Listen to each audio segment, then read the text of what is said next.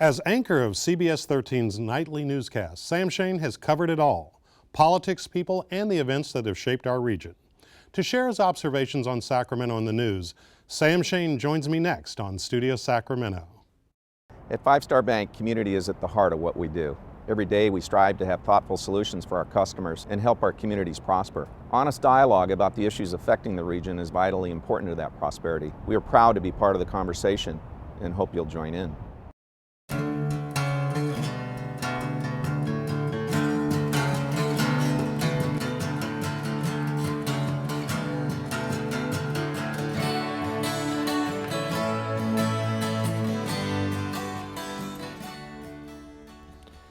Sam, welcome to the program. Thanks, Scott. It's great to be here. Thank you. When you were a boy back in Minnesota, Right. did you imagine all these years later you would be in the career that you're in today? You know, I didn't, but I don't think that I really had an idea of where I would be at this stage in my life. But I'd have to say the short answer to that is I didn't know what I was going to be doing or where I was going to be, but I was always very interested in lots of different things as a kid, reading newspapers, and so I gravitated towards the industry at a young age. At a kid, you were already reading newspapers? You know, I love to get up in the morning and I'd love to read the sports page. I mean, I can tell you what Rod Carew's batting average was every single day as a Minnesota Twins fan, and I remember those days vividly. So yes, I mean, at a young age, I was really kind of into it. Loved to watch 60 Minutes as a kid. I always thought that was such an interesting program. Did you? That was the Sunday night thing for me. Absolutely, and my dad. yeah. So I mean, I remember those events really impacting me, and I guess that's why I ended up doing what I'm doing. And how did you end up making the transition, ending up in journalism in the first place? Well, you know, I went to college at the University of Minnesota, and I graduated with a degree in journalism. I wrote for my high school newspaper. I was at the college radio station. What was your beat at your high school newspaper? I did a lot of different things. I wrote sports. I was an athlete in high school and in college, so I loved sports. And I would do, I did more. Not that you do a lot of heavy pieces in high school journalism.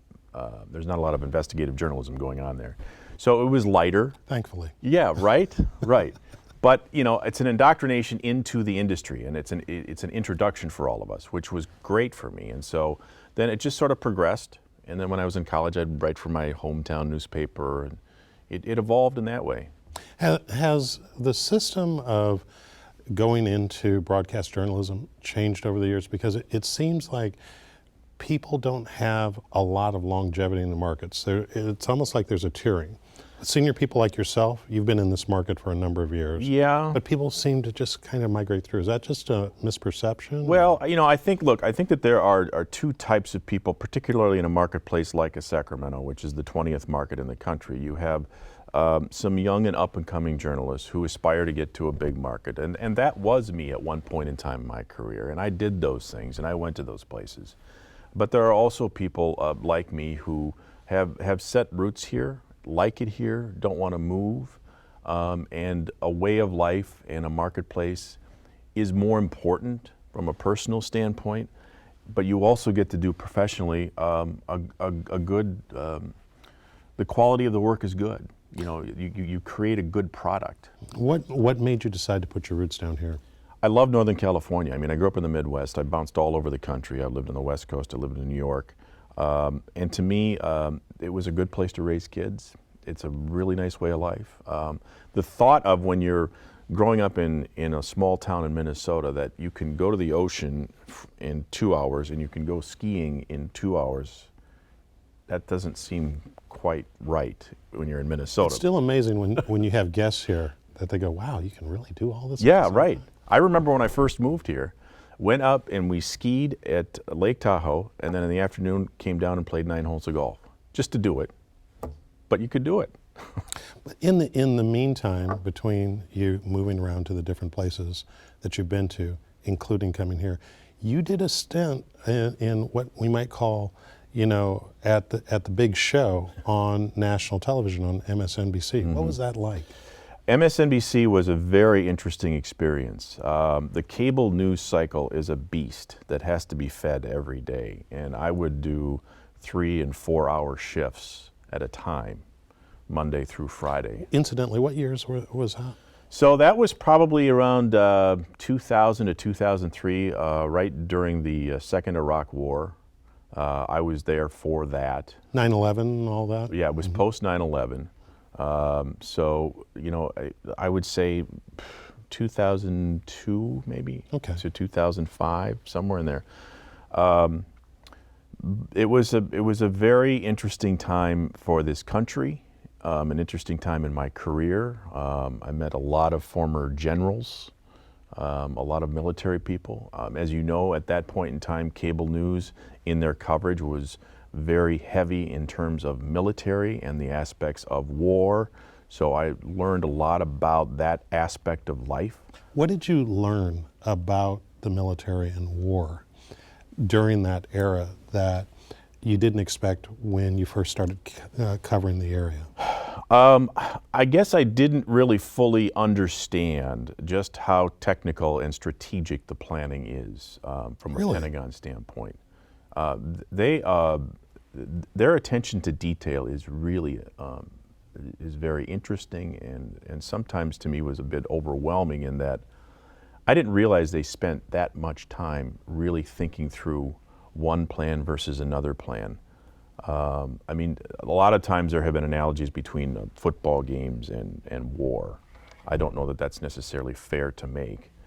But in terms of different strategies and how you move and manipulate and ebb and flow, I can see where there is an analogy there. And they do that. And I would talk to them about how troops would move. And I don't know if you recall MSNBC at the time, but we had a huge studio and we'd have this floor map and we would walk around on the floor map. And we would say, okay, here's Tikrit and we would go to the different locations and here are where the Sunnis are and the Shiites. And we would explain as to why the troops were here and moving and so on and so forth. So from that standpoint, it was interesting. At that time when I was there, the struggle that I had was I wasn't really sure why U.S. forces were there. I had serious questions about why we were in Iraq if the people who flew planes into our buildings were from Afghanistan and Pakistan. I mean, I understood that there might be a link with Al-Qaeda between the two countries, but it just never made a whole lot of sense. And now we have come to learn that there were no weapons of mass destruction. So take that and fast forward to today. And the issues of the day that we're dealing with in that area of the world, the rise of ISIL, the different conflicts that are happening in the area. When you look back, what do you think, what's the relationship between what's happening on the ground today and the stories that you were covering in that era when you were doing your work at MSNBC? Well, I think the biggest difference right now in the entire region is just boots on the ground.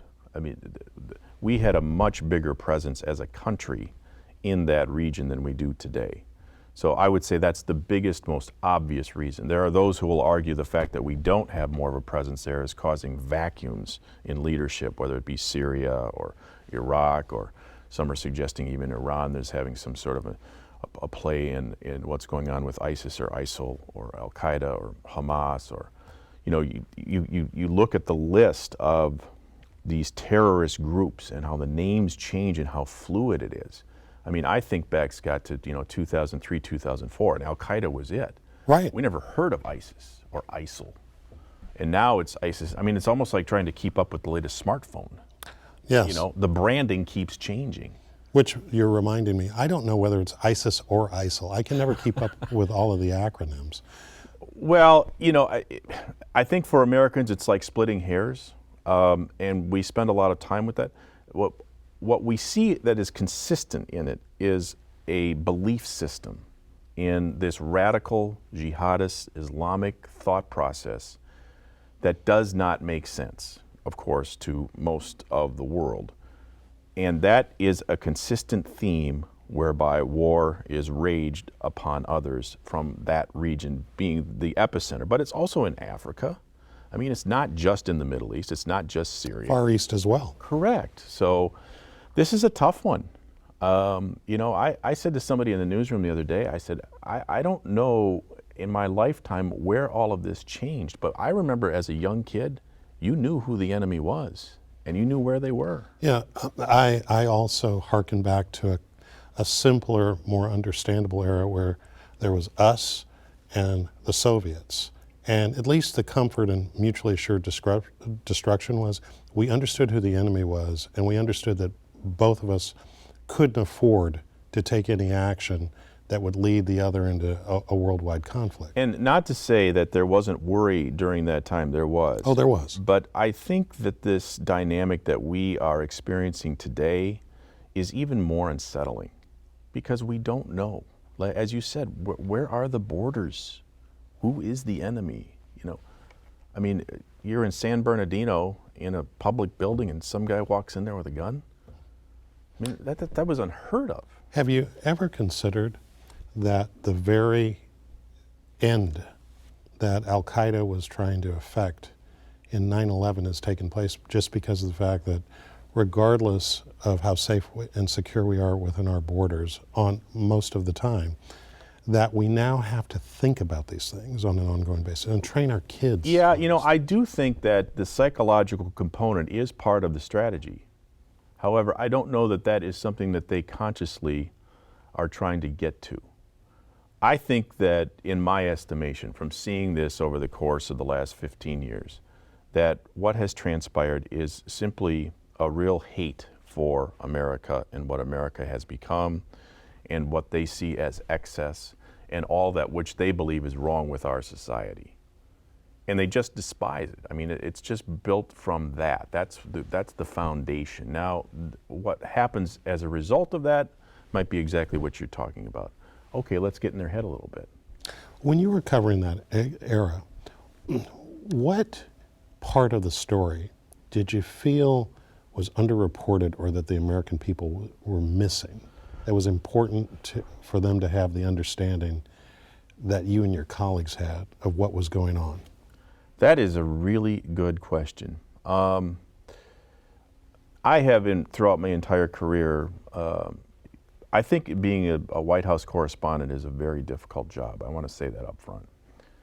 But when you are a White House correspondent, you work in the White House every day and you become very close to the people in that building. And by virtue of that and that alone, it sometimes becomes difficult to ask the tough questions of the administration that's in power. Because you're too close. Mm-hmm. And that may have happened during the Bush administration. Maybe there weren't enough tough questions. Where are these weapons of mass destruction? You know, you raise a really interesting point. The phenomenon that we have politically right now is that there seems to be a national search for authenticity. People like Donald Trump, Bernie Sanders, represent this almost primal scream on the part of the country, where it is that they don't want the blow-dried sort of, make-up politician. Part, though, of the charge that both on the left, going back to Occupy Wall Street, and on the right with the Tea Party, that was a fundamental charge on both of those movements, diametrically opposed to each other on most things, but same basic thesis was that there is a ruling class that has become an aristocracy, so to speak, in this country, and that journalists have become part of the problem because there's been a breakdown in the wall and the separation between the covered and the people that are covering them. Any thoughts? I don't know that I could have said that any better. I mean, I think you're right on, and there are lots of components, and what's fascinating here is on both ends of the political spectrum, whether it's Sanders or Trump, it's that same problem that people perceive in this country, that you're either in the clique or you're out. And most of America feels that they're out. They feel like they're rejected, they're pushed out, and that nobody's listening to them, nobody cares about them. They don't trust their government. Congressional ratings, approval ratings have been low for years. We have a president now whose approval numbers continue to drop. We have a conscious stream of thought in this country as people who read and watch the news that they inherently maybe don't trust the people who are running media. So I think you're absolutely right. And I also think that people inside the Beltway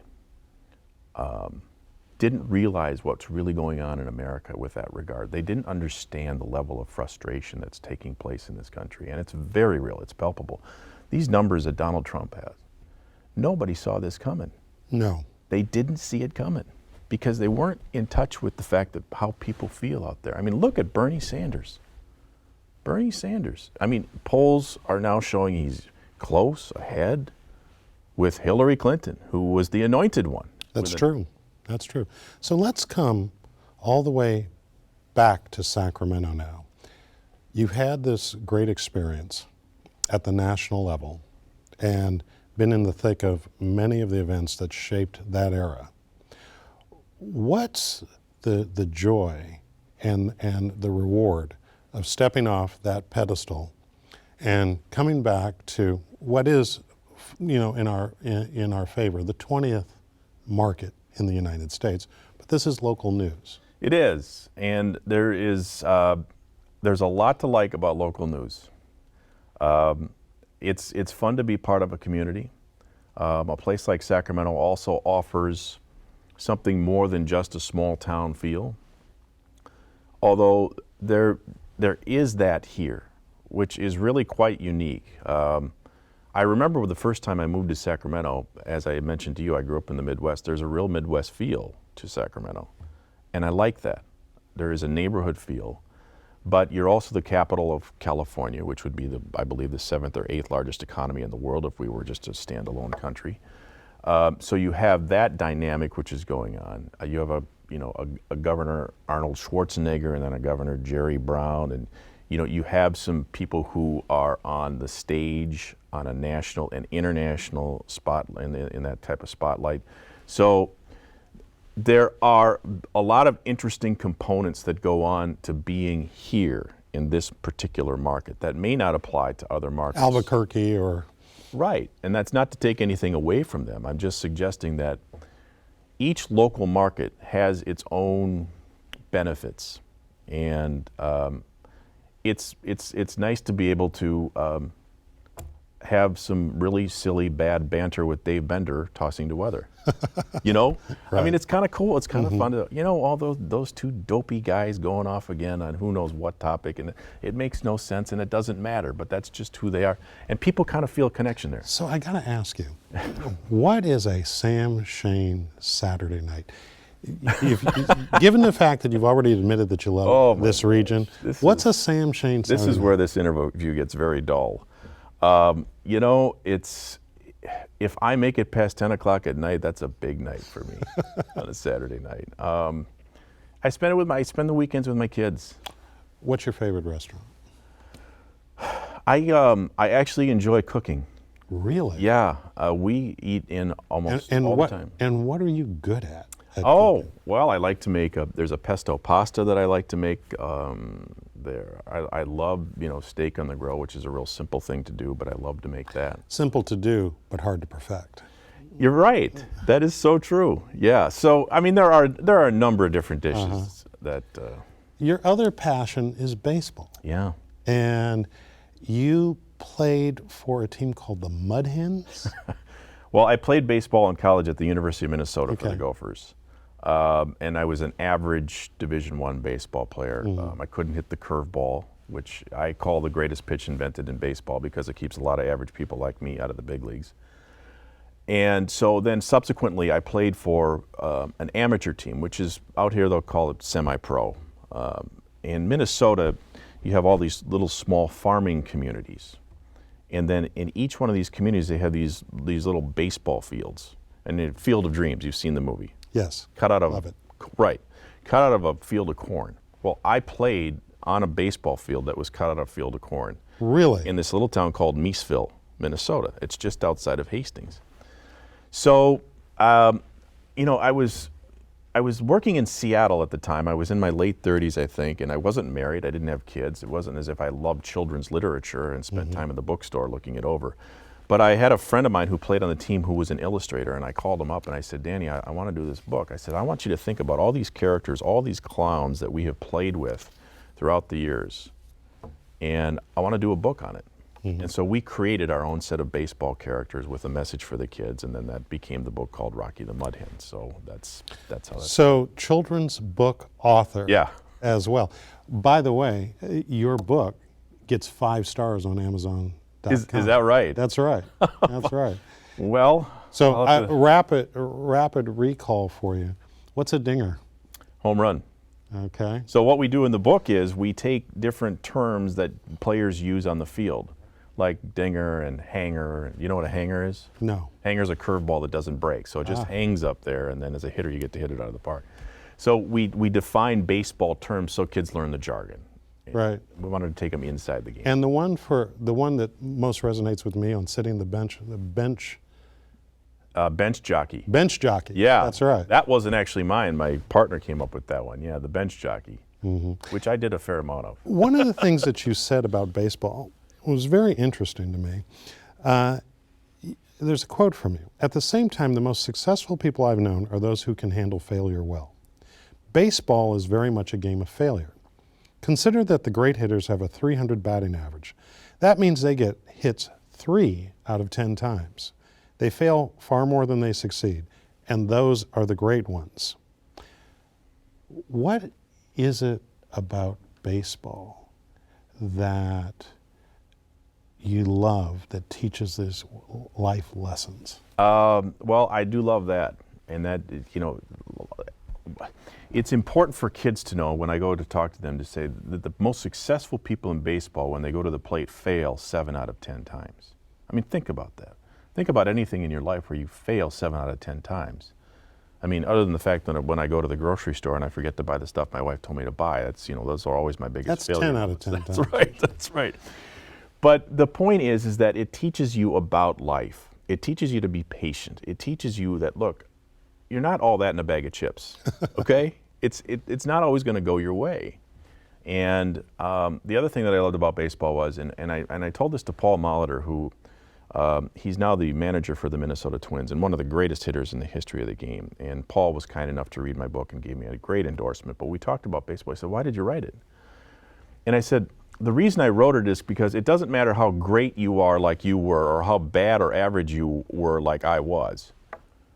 There's just something about the camaraderie in baseball. I have never laughed so hard as I've laughed in a dugout. It's just fall off the chair funny humor. George Will, the political commentator, Yes. loves baseball. Okay, and in his book Men at Work, he talked about baseball being the quintessential American game. Yet throughout the country, baseball in inner cities and in rural areas, while it still has an attraction and a pull for our young people, our kids don't play baseball the way that they gravitate towards soccer, football, and basketball as when I was a kid. Do you think that says anything about how we're evolving as a people? Well, I think it may. Frankly, I think, Scott, that Major League Baseball could do a lot better job marketing their brand. I really do. And when I wrote the book, I sent them copies, and I said, this was at the time of the peak steroid era, okay? And all the headlines for baseball were about guys who were taking steroids and hitting home runs. The headlines were negative. Yeah. And they need to do a better job reaching out to kids. And that means kids in the inner city. Torrey Hunter, who played his last year, he just retired from the Minnesota Twins, has talked about how inner city African American kids are playing basketball all the time, but we're not getting them on the baseball Well, field. let me just share something with you. I had a conversation with Greg Vaughn. Greg Vaughn and I actually played Pop Warner football together. Okay. And went to the same high school. And he was on this show, and so we talked about this, which is that there was a point where it is that the teams I played on, I was a Pirate or I was an Oriole or something like that. And then the licensing era came in, and we couldn't even use the names anymore. And so kids no longer identified the same way that they did with the teams, and the equipment became so expensive. And so it's almost like Major League Baseball has purposely sort of created a choke point and barriers for kids not to grow up with the same love and participation in the game that maybe we did. Well, and I think when you look at leagues, it's what the NBA has done better, and so has essentially the NFL. When you see the fan experience that takes place at the Super Bowl, and Major League Baseball could take a page from that, and they could do a better job. But listen, anytime you have a product where you throw the lights on and people automatically come in and fill your stadium, you get spoiled. Yeah. Right? I mean. But and I wonder, because you're such a baseball fan, we have the River Cats here locally, Right. And it's a great, fun experience Terrific. to go to. But I've always felt, just as sort of another example of this sort of baseball not having its historic prominence, that the River Cats and baseball, while it's got its diehard fans, we don't even give it the prominence that we should, given the fact that this is a huge community asset. Well, yeah, look, I love that ballpark. I mean, I could go to that ballpark every night if I wasn't Best working. venue Oh my gosh. in the city. Really, I mean, and a terrific product on the field. Baseball has got to do a couple things with their rules. They've got to pick up the pacing of that game. It's too slow. I mean, and that's one of the things that the NFL is such a huge draw. Mm-hmm. I mean, there's so much action, even with the commercial breaks when you're at the game, which are long. Mm-hmm. You're sitting there for 2 and 3 minutes in the stands waiting for them to come back from a commercial break. But when the play happens, man, it's cooking. Yeah. And speaking of speed, this has been a great conversation, but we're at the end of our time. Okay. Thank you, Sam. Thank and you best so of luck much. to My you. pleasure. And that's our show. Thanks to our guest and thanks to you for watching Studio Sacramento. I'm Scott Syphax. See you next time right here on KVIE.